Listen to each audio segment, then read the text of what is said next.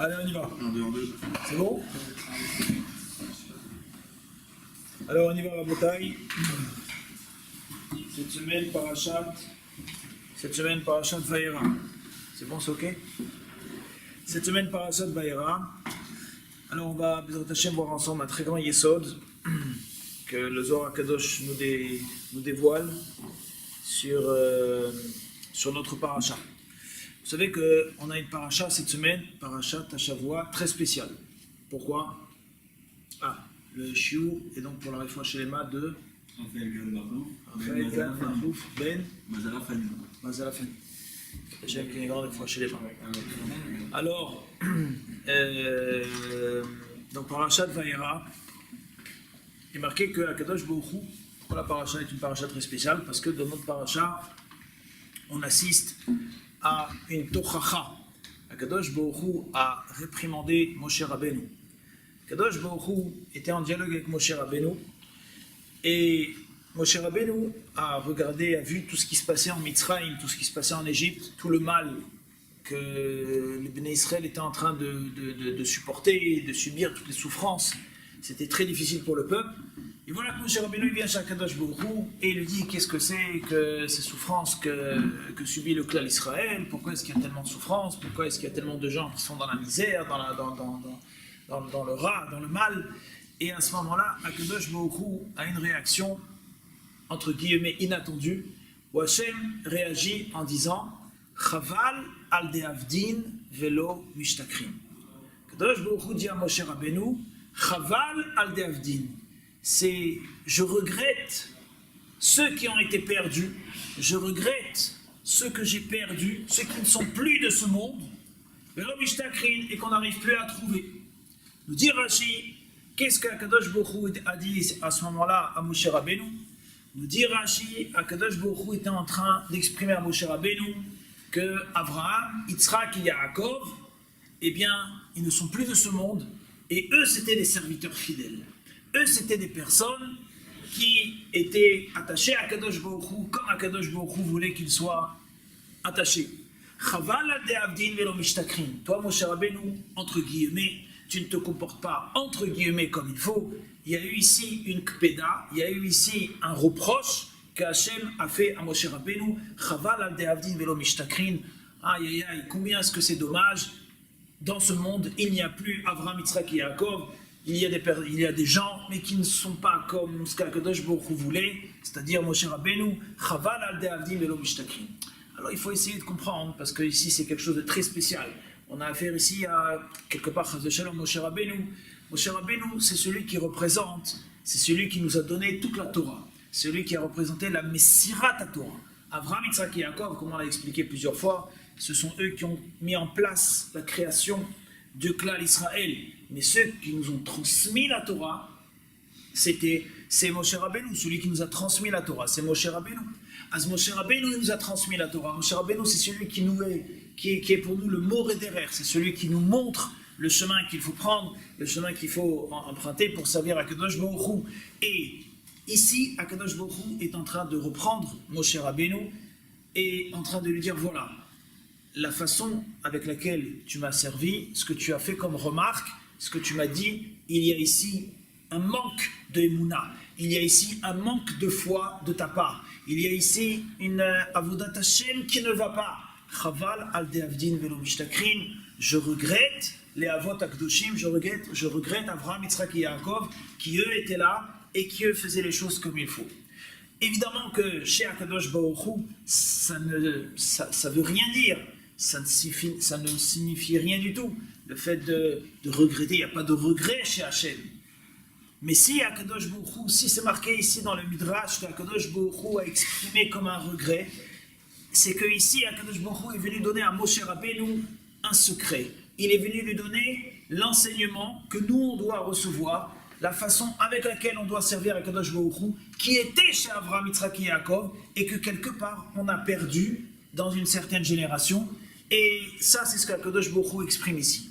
Alors on va essayer ensemble de réfléchir et de comprendre, on va voir à travers le Zohar, qu'est-ce que c'est que cette Avodat Hashem, qu'est-ce que c'est que cette Emouna, cette foi sur laquelle Akadosh Baruch Hu se plaint dans notre paracha et qu'il dit Chaval Adavin. Ah, quand il y avait Abraham, Yitzhak et Yaakov, c'était autre chose, c'était autre chose. Il y avait un service différent, il y avait une émouna, une foi différente avec Hachem.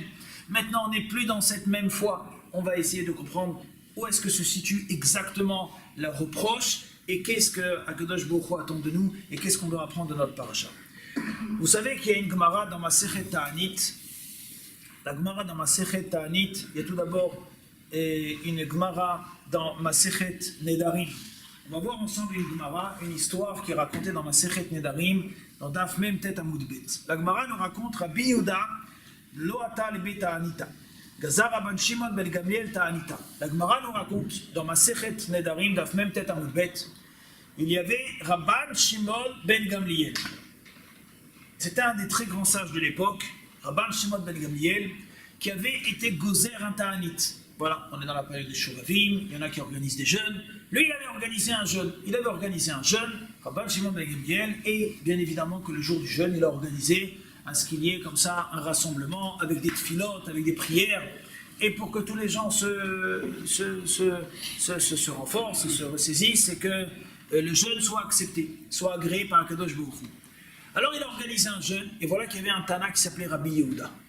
Rabbi Yehuda n'est pas venu le jour du jeûne. Il n'a pas assisté, il n'a pas participé à la tfila, à la prière qui a été organisée.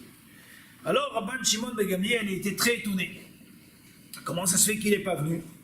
La Gemara nous dit, Amrin, ils sont partis pour lui poser la question. Il a envoyé un shaliach, il a envoyé un envoyé pour lui poser la question. Pourquoi Rabbi Yehuda, tu n'es pas venu au jeûne et à la prière qu'on a fait, comme ça, toute la communauté, tout le monde était là, il manquait plus que toi.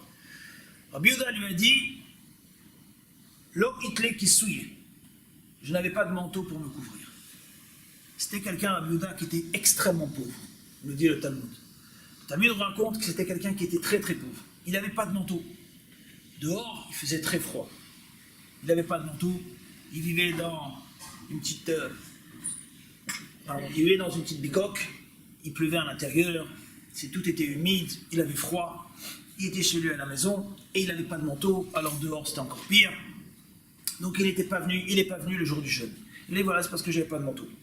La Gemara nous raconte que Rabban Shimon ben Gamliel a dit, eh bien si c'est comme ça, Shodar le Grima, il lui a envoyé un manteau. Il lui a envoyé un envoyé, un chaliach, avec un manteau. Il lui a dit voilà, emmène ça à Rabbi Yehuda. Il est arrivé avec le manteau, la Gemara nous dit Velo Kabil. Il n'a pas voulu accepter le manteau.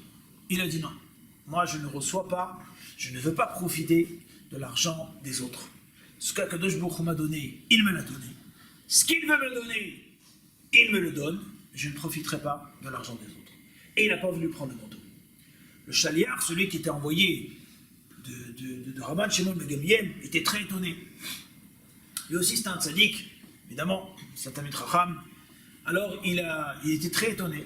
Il a dit pourquoi Rabbi Yehuda? Il a dit mais je comprends pas. Il était chez toi, tu as froid, tu peux pas sortir, tu peux pas t'associer aux ta'aniyot, aux jeunes, tu peux pas t'associer aux prières. Prends le manteau.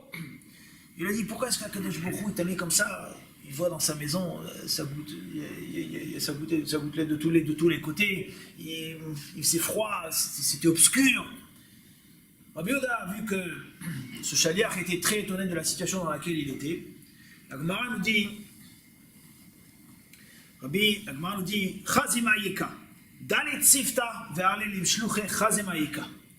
La Gemara nous dit que Rabbi Yehuda a dit au chaliach, à celui qui était là, qui était présent, il a dit viens voir. Il a fait rentrer dans sa maison. Il a dit rentrer dans la maison. Rabbi Yehuda était assis dans son salon sur un tapis et il étudiait la Torah, jour et nuit, sur son tapis. À ce moment-là, il lui a dit viens voir. Il a fait rentrer le chaliach, il lui a dit soulève le tapis. Il a soulevé le tapis sur lequel était assis Rabbi Yehuda, et dès qu'il a commencé à soulever le tapis, il a vu qu'en dessous il y avait un énorme trou. Il y avait un énorme trou comme une cave, et il a vu que, et il a regardé, qu'est-ce qu'il y avait dans ce trou, et dans ce trou il a vu qu'il y avait, c'était plein de pièces d'or. Plein de pièces d'or, 50 kilos de pièces d'or, 50 kilos de pièces entièrement en or, étaient sous le tapis sur lequel était assis Rabbi Yehuda. Rabbi Yehuda, il lui a dit voilà. Il a dit voilà. Tu t'étonnes, pourquoi est-ce que je suis pauvre? Il a dit si j'ai besoin d'argent, et si je veux de l'argent, Et si je veux faire en sorte d'être riche, voilà, j'ai plus qu'à soulever le tapis, je deviendrai milliardaire. Maintenant, remets le tapis, et laisse-moi dans ma bicoque, et je ne veux pas prendre de manteau qui appartient à autrui. Et Rabbi Yehuda a continué à étudier toute sa vie dans la pauvreté. Voilà, Rabotai, ce que nous raconte la Gemara dans Masechet Nedarim. Il faut comprendre qu'est-ce qui est marqué ici. On a affaire ici à un Tana. Vous savez, Rabotai, qu'un Tana, un des Tanaïm de la Mishnah, ceux qui ont écrit les Mishnayot, c'était des gens, quand ils allaient dans un cimetière, claquer des doigts, et les morts, ils se levaient. D'accord? C'était des gens qui étaient capables de faire Triat Ametim en 2 secondes. On a affaire à des monstres, on a affaire à des géants de la Torah. Ces géants de la Torah, Akadosh Baruch Hu avait décidé que lui, il devait vivre dans la pauvreté. Il vivait dans la pauvreté. S'il voulait être riche à n'importe quel moment que ce soit, il suffisait de lever son tapis et il avait toute l'or qu'il voulait en dessous de son tapis. Qu'est-ce que ça voulait dire et qu'est-ce que ça signifie et qu'est-ce qui est venu nous apprendre le Talmud avec ça? Vous savez, Rabotai, que le Talmud, c'est pas un livre d'histoire. Quand il vient nous raconter des histoires, c'est que à travers les histoires, il y a des secrets, il y a des sodotes. Mais en Hachem, on va voir ensemble combien se cache ici un enseignement extrêmement puissant. Il y a, Rabotai, une deuxième histoire qu'on va étudier ensemble, qui est marquée cette fois-ci dans Masechet Ta'anit. Masechet Ta'anit, page Chavdalet Amud Bet. La Gemara nous raconte qu'il y avait... Ah, c'est les sources, oui. La Gemara nous raconte qu'il y avait un Tana qui s'appelait Rabbi Chanina ben Dosa. Rabbi Chanina ben Dosa. Il y avait un Tana qui s'appelait Rabbi Chanina ben Dosa. Rabbi Chanina ben Dosa, la Gemara nous raconte que et avait Regilat Vitu le Mirmetanura Kol Maale de Shabta Veshadi Aktarata. Rabbi Chanina ben Dosa nous raconte le Talmud. C'était un homme, c'était encore une fois un Tana. Ce Tana Rabotai était encore une fois extrêmement pauvre. Il vivait dans une pauvreté, il n'avait même pas de quoi manger. Il n'avait même pas de pain à manger. Tous les Erev Shabbat, tous les vendredis après-midi, son épouse, c'était des petits villages à l'époque, des petits villages avec des petites chaumières, avec des petites maisons, et tout ce qui se passait chez chacun, tout le monde était au courant. Et voilà que l'épouse de Rabbi Chanina ben Dosa, elle avait très honte, parce que tous les vendredis, on passait à côté des petites maisons du village. Ça sentait bon. Celle-là, elle était en train de faire son poisson piquant, l'autre, elle était en train de faire son gefilte fish. Partout, ça sentait bon. Ça sentait bon, mais à côté dans la maison de Rabbi Chanina ben Dosa, quand on passait à côté de sa maison, ça sentait rien. La fumée, il n'y avait pas de fumée qui sortait de la cheminée. Pourquoi? Il n'y avait pas de bois, il n'y avait pas de pain à cuire, il n'y avait rien du tout. La Gemara nous dit que tous les vendredis après-midi, la femme de Rabbi Chanina ben Dosa, étant donné qu'elle avait très honte, elle avait honte. Alors qu'est-ce qu'elle faisait? Elle allait chercher du bois et elle allumait le four et elle laissait le four tourner à vide. Pourquoi? Comme ça, moi, il y avait un petit peu de fumée qui sortait de la cheminée. Et comme ça, elle n'avait plus de honte. Les gens y passaient, ils disaient, bon, bah, tout le monde cuisine pour Shabbat. Et elle avait une voisine qui était une vraie réchaïte, une vraie femme, une peste. Et cette peste, elle savait que quoi? Qu'ils n'avaient rien à manger, les Rabbi Chanina ben Dosa. Et elle avait décidé de quoi? Elle a décidé de venir un jour et de bien lui infliger une grande honte à la femme de Rabbi Chanina ben Dosa, parce qu'elle savait qu'il n'y avait rien à manger. Alors pourquoi il y avait la fumée qui sortait en haut? C'est qu'elle était en train de faire croire aux gens qu'elle était en train de cuisiner, mais elle n'était pas en train de cuisiner. Une vraie réchaïte, une vraie femme, une vraie peste. Alors un jour, ça existe. Alors un jour, elle est venue et elle a tapé vendredi après-midi. Et Rabbi Chanina ben Dosa, la femme de Rabbi Chanina ben Dosa ouvre la porte et lui dit oui, qu'est-ce qu'il y a? Elle lui dit c'est bizarre, il y a la cheminée, il y a du feu qui sort de ta cheminée, mais c'est bizarre. Je voudrais bien aller voir dans quel état sont les pains qui sont dans ton four. Et hop, elle rentre dans la maison sans lui demander la permission et elle se dirige vers les fourneaux. Et à ce moment-là, la femme de Rabbi Chanina ben Dosa commence à éprouver une honte, une boucha, une honte. Elle est ouh là là. Dans quelques secondes, l'autre va commencer à rire d'elle, et elle va commencer à les raconter à tout le monde que voilà, tout ça c'est du cinéma, etc., etc. Alors qu'est-ce qu'elle fait? La femme de Rabbi Chanan ben Dossa, tout de suite, elle se dirige vers le cagibi. Il y a un petit cagibi dans la maison, un endroit dans lequel on mettait tous les ustensiles de cuisine. Elle se dirige là-bas, comme si elle allait chercher la pelle pour aller décrocher le pain.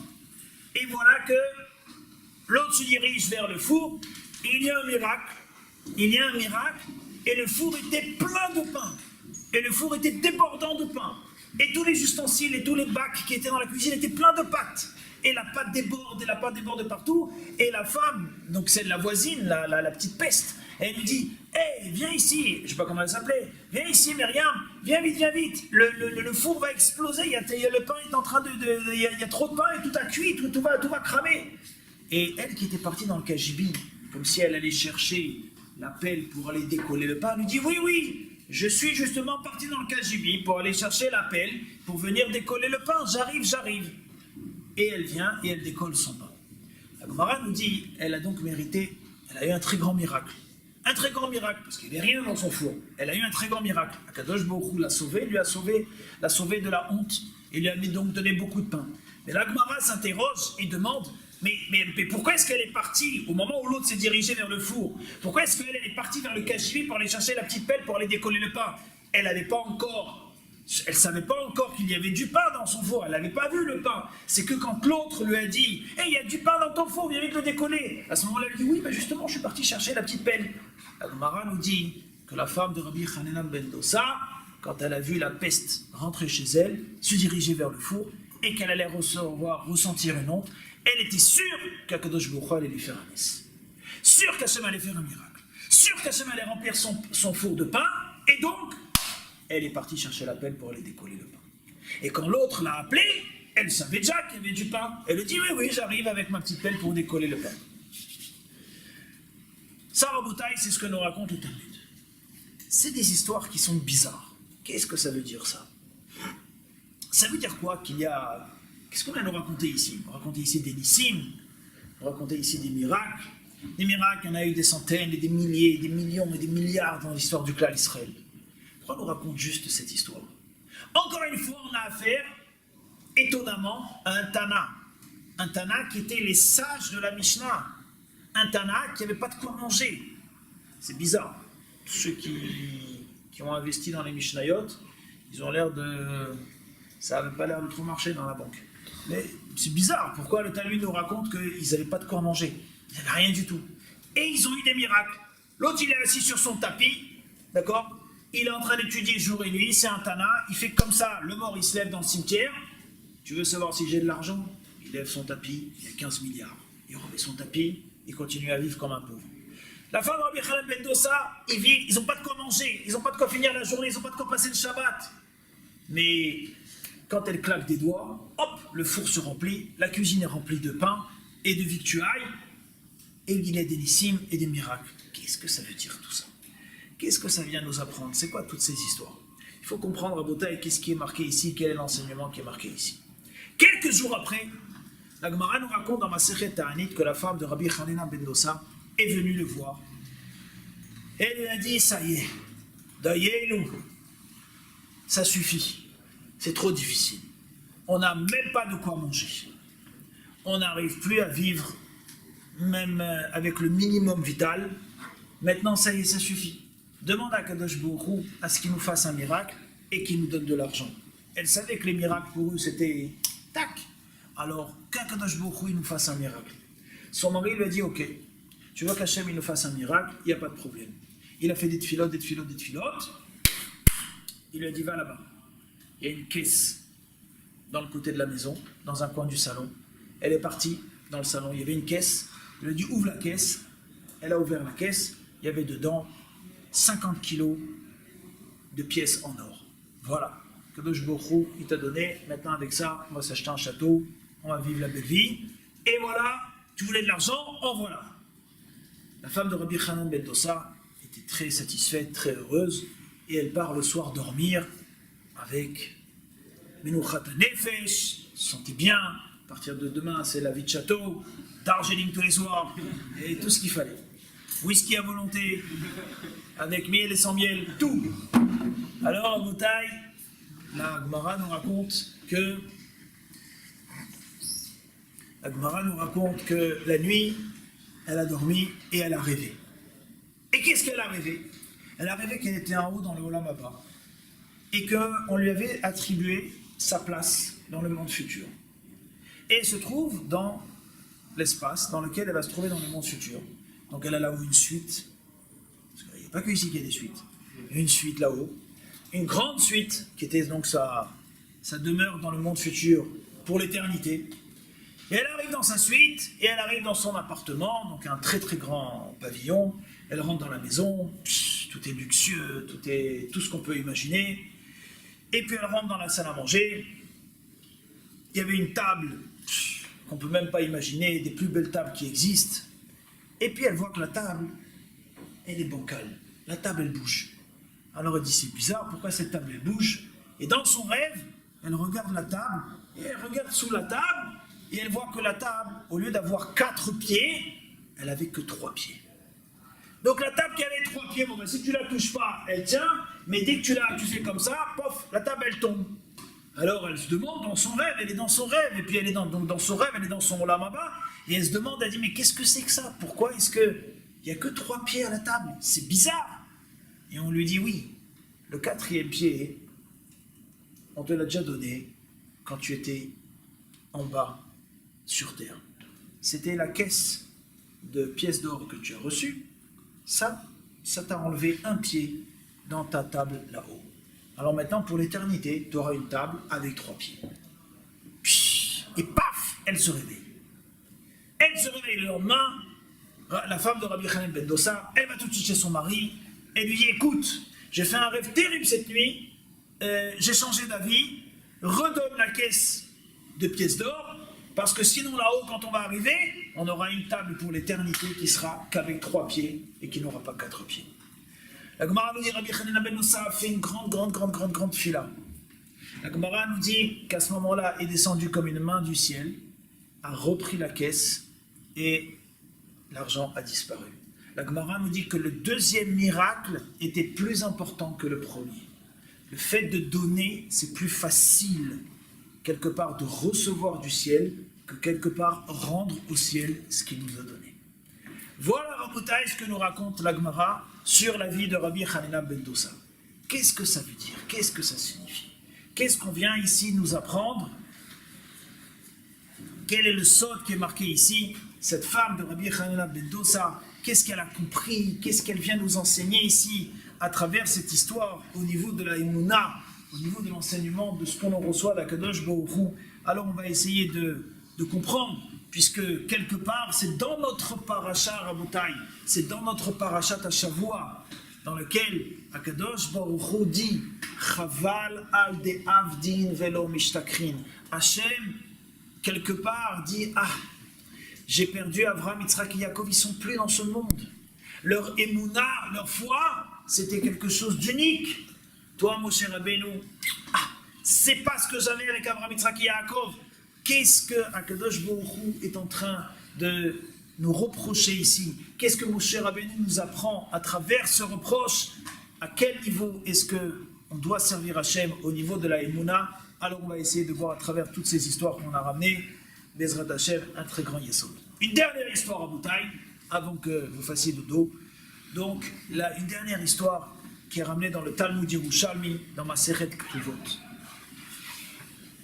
Le Talmud Yerushalmi, dans Masechet Ketuvot, il nous raconte une histoire. Il y avait un Tana Rabotai qui s'appelait Rabbi Yossi Agalili. Rabbi Yossi Agalili Rabotai, c'était un très grand Tana. Ce très grand Tana, Rabbi Yossi Agalili, il avait une femme, c'était une peste. Il y a des pestes ce soir. Incroyable, c'est pas possible. Je n'ai pas fait exprès. Tu appelleras le chiour les pestes. Le titre. Alors, il avait une femme, c'était une peste. Et elle le faisait, elle l'embêtait. C'était tous les jours des scandales, tous les jours des histoires. Tout. Et lui, c'est un grand Tana. Il étudiait Yumazalaïla. D'accord? C'est pas une peste avec un mari qui tournicote. Non, c'est un Tana. Donc le Tana, c'était vraiment quelque chose de méchant. Et Rabbi Yossi Agalili subissait, c'était difficile. La Gemara nous raconte, le Talmud Yerushalmi nous raconte qu'un jour, il y avait son élève Rabbi Elazar ben Azaria qui est passé par là-bas et il a vu combien son maître il recevait, combien il subissait, combien c'était difficile. Et des histoires, et des histoires. C'est pas possible. Il a dit à son Rav, ça suffit, divorce-la. Son Rav, il lui a dit, il n'y a pas de problème. Moi, j'aurais bien divorcé. Mais sa ketouba, l'argent que je dois lui donner pour la ketouba est trop grande. Il avait mis sur la ketouba, c'était un Marocain. Il avait marqué 25-0. Il lui a dit, c'est pas possible. Si je lui donne la ketouba, je suis sur la paille. Et je ne peux pas payer la ketouba. Rabbi Elazar ben Azaria, il avait tellement de peine pour son Rav. Il a dit, c'est pas possible. Allez, tiens. Il a sorti un chèque, tac, tac, tac. Il lui a donné l'argent. Et Rabbi Yossi Agali, il a pu divorcer sa femme. Et il a divorcé cette fameuse peste. Et cette peste, Rabotaï, reste, à la fin, elle va faire tchouva. Alors, Rabbi Yossi Agali, Rabotaï, il a divorcé sa femme. Et voilà que le Talmud Yerushalmi nous raconte, quelque temps après, donc son épouse, son ancienne épouse, elle est partie, tac tac. Quelques jours après, elle a demandé à ce qu'on lui fasse un shidour. On lui a fait the shidour. Avec qui est-ce qu'on lui a fait le shidour? On leur a organisé une rencontre avec, on lui a présenté le Shomer à Pétard, c'était le responsable de la ville, celui qui gérait toutes les entrées et sorties du village, de la ville dans laquelle ils étaient. Et donc c'était madame la baronne, elle était très contente, et voilà. Donc elle y gérait tout, et voilà donc elle s'est mariée avec lui. Quelques semaines après, voilà que notre cher bonhomme, qui était responsable, son mari, de voir les entrées et les sorties du village, voilà que, sans faire exprès, quelqu'un lui donne un coup à l'œil, un coup aux deux yeux, et paf, le bonhomme il est devenu aveugle. Son mari est devenu aveugle. Le Talmud Yerushalmi nous raconte, quand il est devenu aveugle, on lui a dit, écoute, jusqu'à maintenant, tu étais le PDG de la boîte, mais qu'est-ce qu'on va faire avec un type aveugle? Ton boulot, c'est de surveiller les gens qui rentrent et qui sortent, tu vois plus rien, qu'est-ce que tu vas surveiller? Et ils lui ont dit, écoute, tu es viré. Et il n'y avait pas d'acédique, il n'y avait rien à l'époque, d'accord? C'est t'es viré, t'es viré. Il a été viré.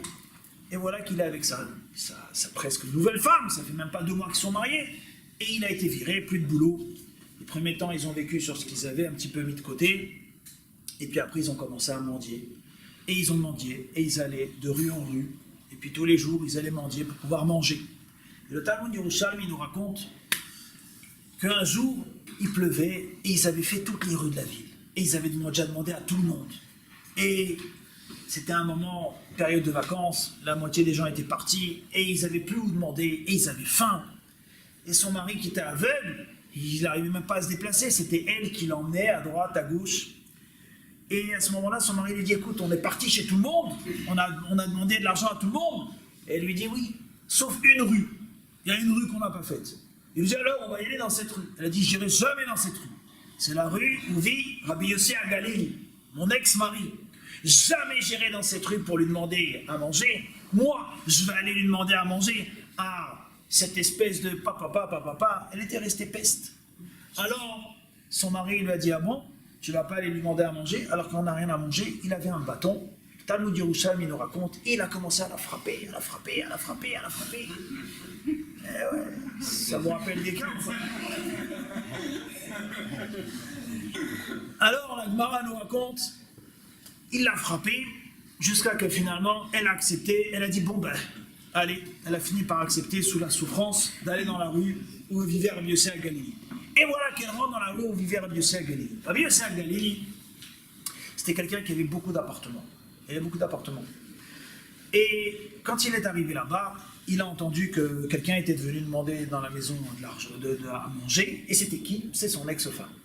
Bon, lui, il avait, je ne sais pas s'il était marié avec plusieurs femmes ou s'il s'était remarié entre-temps. En tous les cas, on lui a dit, voilà, il y a ton ex-femme qui est dans la pauvreté la plus totale, qui est mariée avec un borgne, un aveugle, un ivre, et qui demande maintenant l'aumône. Rabbi Yossi Agali a dit, il y a marqué dans la Torah, Umipsarecha ad talem, de ta chair, de la personne avec qui tu as vécu, tu ne dois pas fermer les yeux. Et donc, Zogrushato, ça vient dire que même une femme qui a été divorcée, il faut l'aider, bien évidemment, l'aider de loin, mais il faut l'aider. Il a dit, si c'est comme ça, donnez-lui à manger, donnez-lui un de mes appartements, qu'elle vive là-bas avec son mari, et je lui donnerai à manger. La Gemara nous dit que cette femme a vécu là-bas, et elle est presque morte de souffrance, et de honte, et de méchanceté, tellement elle ne supportait pas de recevoir de Rabbi Yossi al-Galili une maison et de la nourriture de cet homme qu'elle détestait tellement et à qui elle avait fait tellement de problèmes. La Gemara nous dit, regarde, au début de sa vie, cette femme vivait chez Rabbi Yossi al-Galili, était nourrie par Rabbi Yossi al-Galili, des kavod, avec honneur. C'était la femme du Rav. Elle avait tous les honneurs qu'elle pouvait recevoir dans la ville. C'était la femme du Rav. Elle a fait des problèmes dans sa méchanceté et elle a abîmé tout ce qu'elle avait eu, tout ce qu'elle a reçu. Et finalement, à la fin de sa vie, elle a quand même vécu et quand même été nourrie que par Rabbi Yossi al-Galili. Mais cette fois-ci, c'était dans la honte et dans les plus grands déshonneurs. Voilà ce que nous dit le Talmud. Et le Talmud nous dit, regarde, finalement un homme, il est dans un carré. Il ne peut pas bouger. Hachem, il te met dans un carré. Tu peux monter, descendre, à droite, à gauche. Tu ne bougeras jamais des frontières qu'Hachem t'a données. Tu ne vas pas bouger. La seule question, c'est de savoir si tu veux vivre les choses bien ou tu veux les vivre dans la difficulté. Mais bouger, tu ne pourras pas bouger. Elle a voulu s'enfuir de cet homme, ne pas recevoir de lui, ne pas être nourri, logé par ce bonhomme. La Gemara nous dit, tu finiras par être logé, tu finiras par être nourri. Si c'est ça qu'Hachem a dessiné pour toi, mais avant c'était avec les honneurs, maintenant c'est avec les déshonneurs. Voilà, Rabotai, ce que nous raconte le Talmud Yerushalmi. On va aussi essayer de comprendre qu'est-ce qui est marqué dans cette Gemara, à quel niveau se situe la Emouna, la foi en Akadosh Baruch Hu, dans toutes les histoires qu'on a racontées. Rabotai nous dit le Zohar Akadosh, dans notre paracha, Akadosh Baruch Hu dit Chaval al de'avdin velo mishtakrin, Hashem se plaint kaviachol, comme si chez Abraham, Yitzhak et Yaakov, il y avait quelque chose que j'ai perdu ici. Qu'est-ce qui est venu nous enseigner ici Akadosh Baruch Hu à travers Moshe Rabbeinu? Nous dit le Zohar Akadosh Rabotai, un très très grand yesod. Un très grand yesod dans la Emouna. Un très grand yesod dans la Emouna. Dans la Emouna, nous dit le Zohar HaKadosh, à partir du Yerushalmi qu'on a vu, HaKadosh Baruch Hu, quand il amène un homme sur terre, un homme vient avec un certain mazal. Un homme, il vient sur terre avec un mazal, avec ce qu'on pourrait traduire une chance, la chance. Chacun avec sa chance. Chacun arrive sur terre avec des conditions bien précises. Quand on arrive sur terre avec nos conditions, il y a des gens, ils viennent riches, il y en a qui viennent pauvres, il y en a qui viennent malades, il y en a qui viennent en bonne santé, il y en a qui sont ceci, il y en a qui ont cela, il y en a qui viennent dans des familles comme ça, il y en a qui viennent dans des familles... Chacun il vient avec son lot, chacun avec sa situation, chacun avec beaucoup d'éléments qui sont complètement différents les uns des autres. Et on arrive chacun avec un mazal différent, chacun avec une situation différente. Il y a deux façons maintenant d'aborder la vie, nous dit le Zohar HaKadosh. Deux façons d'aborder la vie. Soit dans la vie, tu vis comme un goy, tu vis sans émouna, sans foi en HaKadosh Baruch Hu. Tu ne parles pas à Hachem, tu ne t'adresses pas à ton Créateur, tu ne lui exprimes pas ce que tu voudrais, ce que tu désirais, tu ne lui exprimes pas des remerciements pour ce qu'il t'a donné, ce qu'il n'a pas donné aux autres. Rien. Tu n'as pas de contact avec le divin. Pas de contact avec Hachem. Vous savez, des fois, on peut faire la tefila, matin, après-midi, le soir, Shabbat, même pour certains, Tikkun Chatzot, Tikkun Rachel, Tikkun Léa, Tikkun Aklali, Tikkun Aprati, Akol. On fait tout, et on ne prie pas. Et on n'a pas parlé une seule fois à Hachem. Rav Shach, il disait, on peut des fois faire Birkat Hamazon, et à la fin de Birkat Hamazon, tu demandes à la personne, qu'est-ce que tu as fait? Je suis Birkat Hamazon, je suis Birkat. Quelle page? 373. Batario. 175. Mais quoi? C'est tout. J'ai vu Birkat. C'est quoi Birkat? J'ai vu Birkat. Qu'est-ce que c'est Birkat? J'ai vu Birkat. T'as remercié quelqu'un? Merci quoi? Merci qui? T'as remercié Hachem? T'as pensé quand dans ton Birkat, t'as remercié Akadosh Baruch Hu? T'as pensé dans ta prière à remercier Hachem? Il y en a, ils ne se lèvent pas le matin. Ils ne se lèveront plus du tout. Il y en a, ils ont des handicaps, les hôpitaux sont pleins. Il y en a, ils n'ont pas de parents. Il y en a, ils n'ont pas de soucis. Il y en a, ils n'ont pas de cela. Toi, Baruch Hashem, t'as ça, t'as ça, t'as ça, t'as ça. Et avec tout ça, t'es pas fichu une seule fois par jour de dire Hashem, merci. Merci à Kadosh Baruch Hu. Avec un sentiment, avec une émouna. Dit le Zohar à Kadosh. Il y a des juifs qui vivent sans émouna. Ils peuvent prier, mais ils vivent sans émouna. Il n'y a pas un moment où tu leur dis merci à Hachem avec ton cœur. Il y a des juifs qui peuvent vivre sans émouna. Tu vis sans émouna, il faut savoir une chose. Kadosh Baruch Hu nous a mis avec notre mazal. Quand un juif tombe sur terre avec son mazal, il est comme dans un carré. Tu ne pourras pas bouger de ton carré. Si tu vis sans émouna, ce que je te donnais au début, avec tous les honneurs, tu finiras par le vivre, mais tout dans le déshonneur. Tu ne bougeras pas de ton carré. Tu as beau vouloir aller à droite, aller à gauche, changer les choses. Tu ne pourras rien changer de ta vie. Ce qu'Hachem a décidé pour toi, il a décidé pour toi. Mais quoi? Tu vas recevoir tout dans le déshonneur. Ça, c'est si tu ne vis sans émouna. Comme l'image de la femme de Rabbi Yossi HaGalili. Elle vivait sans émouna. C'était une réchaïte, c'est une peste. Hachem lui a fait vivre ce qu'elle devait vivre. Au début, c'était avec les honneurs, maintenant, elle va vivre avec le déshonneur. Et il y a autre chose. Il y a le juif qui vit avec émouna. Il y a le juif qui vit avec la foi. Il y a le juif qui remercie Hachem. Ce juif-là, Chidouche du Zohar Kadosh. Ce juif-là, rien n'est décidé pour lui. Il n'y a aucun carré qui l'entoure. Il y a des petites fenêtres qui s'ouvrent dans ton carré. Dans toutes les situations qui pourront exister sur terre dans lesquelles Hachem t'a amené, tu pourras tout changer de A à Z.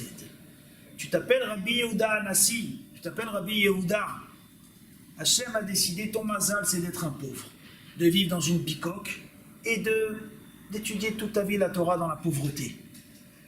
Tu vis avec les Emouna, si je veux, je lève mon tapis, il y a 10 milliards en dessous. Mais moi, Rabbi Yehuda, ça ne m'intéresse pas. Je remets le tapis et je continue à vivre comme ça. Mais si je veux, c'est moi qui décide. C'est moi qui décide. Je veux sortir du carré, je sors du carré. Parce que je vis avec la foi. Je lève, il y a tout en dessous. Je suis Rabbi Hanina ben Dosa, je vis avec Emouna, c'est la femme de Rabbi Hanina, elle vit avec Emouna. Si elle veut, son four, son frigidaire, toute sa maison, elle se remplit, tac tac, en 2 secondes. Il peut y avoir des miracles partout. Mais quoi? Mais je ne veux pas. Un moment, elle a voulu dans sa vie. Elle a reçu. Il lui a donné 10 milliards. Mais la nuit, elle a vu que c'était peut-être pas super intéressant. Peut-être que des fois, quand Hachem il te met dans un mazal, peut-être qu'il faut prendre ce mazal et puis c'est tout. Alors elle a dit, je continue avec le mazal qu'Hachem m'a donné. Je préfère rester avec une table à 4 pieds là-haut. Et donc, reprends. Mais si elle avait voulu, elle serait sortie du carré. Pourquoi? Parce qu'il y a 2 sortes de juifs. Il y a les juifs qui vivent avec la Emouna, et il y a les juifs qui vivent sans la Emouna. Il y a les juifs qui parlent à Hachem, et il y a des juifs qui ne parlent pas à Hachem.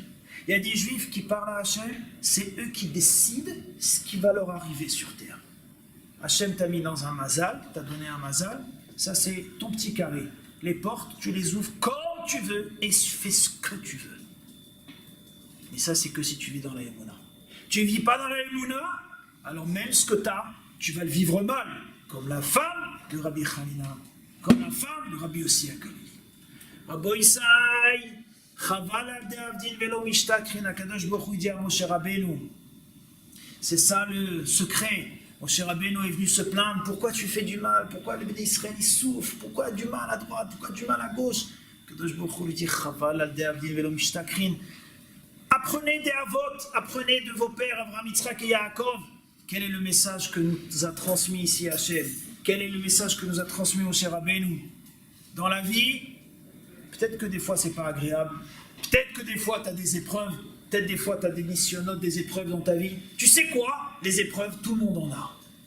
Maintenant, la question, c'est de savoir comment tu la vis et comment tu réagis.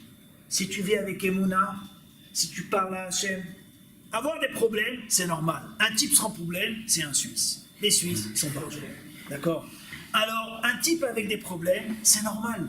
C'est comme ça la vie. Le Gaon, il dit, un homme est venu pour vivre les problèmes, pour surmonter ces problèmes. Surmonter. Ça veut dire quoi, surmonter? Comment est-ce que tu vas vivre les événements? Comment tu vas vivre les épreuves? Si tu vis Be'emouna, tu parles à Hachem. Hachem, tu n'es pas obligé de toujours lui demander. Il y en a qui croient que Hachem, c'est le Père Noël. Il faut lui demander, j'ai besoin de ça, j'ai besoin de ça, j'ai besoin de ça, j'ai besoin de... Non, c'est pas ça. Pas obligé à chaque fois lui demander. Tu peux lui faire la liste, il n'y a pas de problème, mais c'est pas obligé que ça. Kadosh Baruch Hu, tu peux aussi lui raconter quand tu as des problèmes. Tu parles à Hachem dans ta Hamida. Tu dis à Kadosh Baruch Hu, voilà, tu sais quoi? Ras le bol. Ras le bol. Ah bon, pourquoi t'en as ras le bol? Parce que ceci, parce que ceci, parce que cela. Tu parles à Kadosh Baruch Hu. Qui est-ce qui peut mieux t'écouter? Et qui est-ce qui peut mieux t'aider si ce n'est Hachem? Tu parles à Hachem, tu apprends à parler à Hachem, tu parles à Kadosh Baruch Hu, quelque part tu crées un contact avec Kadosh Baruch Hu, tu lui parles.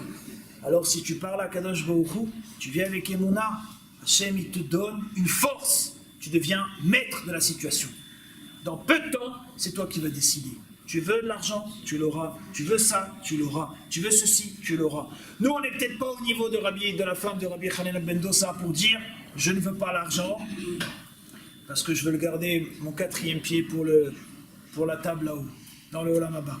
On n'a pas à se poser des questions comme ça. Nous, déjà qu'on vive Be'emouna, ce que l'on vit ici dans ce monde-ci, et déjà, ça sera déjà extraordinaire. Ça, c'est ce que Kadosh Baruch Hu nous demande. Nous, on doit vivre Be'emouna. Nous, on doit devenir maître de notre situation. Comment est-ce que chacun peut devenir maître de sa situation?